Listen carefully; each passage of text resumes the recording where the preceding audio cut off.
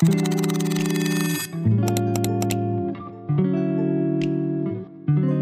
mommies!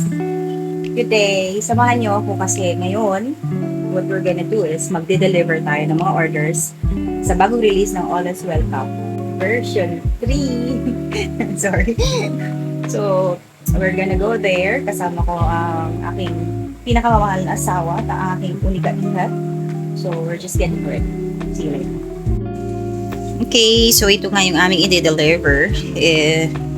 15 pieces na cup. Yan. Charan! O, diba? Maulan, guys! Oh my gosh! Saan natin ang aking daughter? Ano, ready ka na? Tara na!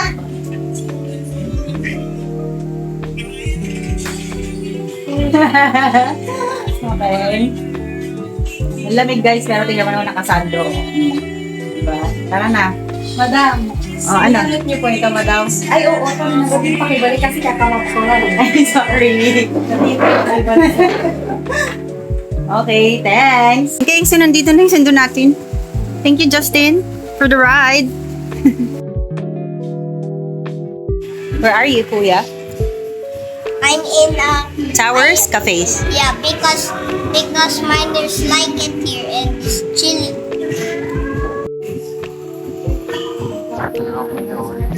Anong order mo, Justin? Chocolate what?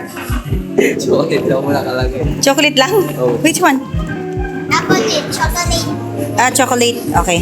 Ako din, chocolate. How about you, Dad? Matcha? Chocolate. Chocolate. Ako. Parehas po silang group. Sa font size naman po, isang chocolate yung hot font size po yun. At saka chocolate yung font size din. That's right, yes. Thank you. Okay, mga mamis, may exciting meeting kami na nangyari recently and honestly, sobrang excited kami sa project na pinag-uusapan namin. Hindi ko muna pwedeng i-reveal kung ano exactly yung collaboration na ginagawa namin. So, abangan nyo na lang dahil promise, super excited kami sa magiging output nito. And during the meeting, nakilala namin personally si Lizelle na owner ng Towers Cafe here in Camiling, Tarlac. And alam niyo yung feeling na parang ang bilis mag-click ng ideas. Ganun talaga. She's one of the Gen Z's entrepreneurs na super creative and sobrang na-match yung vision and ideas namin sa project.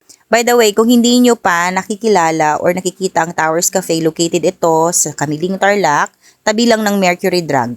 And guys, ang ganda ng place. Super aesthetic, cozy spacious, and relaxing yung vibe. Perfect siya for those who are looking for a quiet place to work, especially sa mga work from home mommies dyan. Follow nyo rin ang page ng Towers Cafe para updated kayo sa mga ganap nila.